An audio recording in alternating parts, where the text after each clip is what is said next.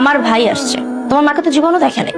তোমার মার এই বেশভূষা দেখে আমার ভাই মনে করছে যে উনি এই বাড়ির কাজের মহিলা। এখন খুব ভালো লাগতেছে না শুনতে? তোমাকে আমি বারবার বলছিলাম যে তোমার মাকে এই বাড়িতে রাখার দরকার নেই। তোমার মা আনকালচার একটা গাইয়া, সে কোনোদিনও এই সোসাইটিতে ভালোভাবে থাকতে পারবে না। কিন্তু তুমি আমার কোনো কথাই শোনোনি, তোমার মাকে এই বেশভূষাতে এখানে রেখে দিয়েছো। এখন আমার ভাই কাজের মহিলা মনে করছে, ওর দোষ কোথায় এখানে? তোর ভাই আমার মাকে কাজের মহিলা বলছে, আর তুই সেটা নীরবে হজম করে নিলি। তুই সেটা প্রতিবাদ করবি না? তুই বলবি না যে এটা আমার শাশুড়ি? তো আমি কি করবো? আমার দোষ কোথায়? আমার ভাইয়ের দোষ কোথায়? তোমার মাকে তো আমি বলছিলাম যে একটু পরিপাটি হয়ে থাকেন, কিন্তু না, সে তো ওভাবে থাকবে না। সে সারাদিন খাবে দাবে ঘুমাবে, এটা করবে ওটা করবে। এই জন্যই তো তোমার ছোট ভাইয়ের বউ লাথি মারা বের করে দিছিল। কারোর সাথে তো চলা যায় না সমাজে, তোমার মাকে নিয়ে এসে আমার ঘাড়ে উঠছে, আর এখন মানিজ্য নষ্ট করতেছে আত্মীয় স্বজনদের কাছে। ভাইয়া, আপু তো ঠিক কথা বলছে। আপনার মাকে তো দেখে কাজের মহিলাই মনে হয়। সে আপনার মা একটু মার্জিত, সুন্দর মতো চলাফেরা করবে, সুন্দরভাবে নিজেকে প্রেজেন্ট করবে। এরকম ভাবে থাকলে তো সবাই কাজের মহিলা বলবে। এই, একদম চুপ।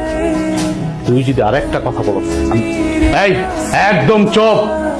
বেরো, বেরো আমার বাড়ি থেকে, বেরো। তাই তুমি আমার ভাইয়ের সাথে এরকম করছো কেন? তোর ভাইয়ের সাথে কি করবো? কি করবো তোর ভাইয়ের সাথে আমি? তোর ভাই আমার মাকে যা ইচ্ছা তাই বলবে, সেটা আমি নীরবে হজম করে নিব মনে করছি? কোনোদিনও না। আমি হজম করার মতো ছিলেন। এই, তুই বেরো আমার বাড়ি থেকে, বেরো, বেরো। পাউল জানি তো টাকা। তোরে যেদিন থেকে আমি এই বাড়িতে বউ বানায় নিয়ে আসছি, সেদিন থেকে এটার বাড়ি নাই, এটা তুই জাহান্নাম বানায় ফেলছিস। তুই আমার মায়ের যে অত্যাচার গুলা করছিস, আমি এতদিন মুখ বুঝে সহ্য করছি। কেন সহ্য করছিস জানো? আমি মনে করতাম তুই এই নিয়ে শুদ্ধাবি, এই নিয়ে শুদ্ধাবি না। তুই শুদ্ধানের মেয়ে না। আসলে তোর বংশগত সমস্যা আছে। তুই সাংসারিক মেয়ে না, তুই সংসার করে খেতে পারবি না। তো আমি তোর এই ফ্যামিলিতে, আমার এই বাসায় আমি আর এক মুহূর্তে দেখতে পাচ্ছি না। তুই এখন এই মুহূর্তে আমার বাড়ি থেকে বেরোবি। আমি তোর ডিভোর্স লেটারটা পাঠাই দেবো। বের হ আমার বাড়ি থেকে, বের হ। বাবা থাক না, এসব বাদ দে। মা, তুমি কোনো কথা বলবা না। একটা মানুষের সীমা থাকে, ও সীমা লঙ্ঘন করছে অনেক আগেই। পরে অনেক আগে উচিত ছিল এই বাড়ির থেকে বের করে দেওয়া, কিন্তু না, আমি সব নীরবে হজম করছি। আর হজম করবো না, অনেক হয়েছে। তুই একটা বাইরের ছেলের সাথে, তোর খালাতো ভাইয়ের সামনে তুই আমার মাকে কাজের মহিলা বলে তোর ভাই, আর তুই সেটা মজা নেস না? মজা নেস?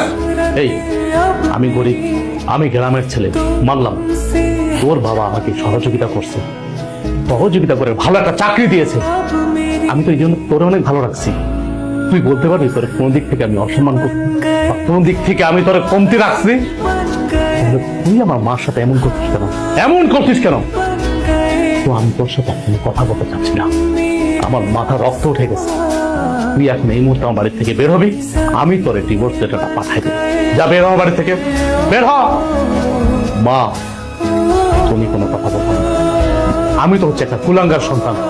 মারে দিনের পরে দিন অত্যাচার করছে, আমি নীরবে সহ্য করছি। কিচ্ছু বলিনি তোর, কিচ্ছু বলি নাই। কিচ্ছু না বলাতে তুই মাথায় উঠে গেছিস না? আর না, তোর সাথে আমি আর কোনো প্যাচেল পারবো না। বেরো, বেরো আমার বাড়ি থেকে।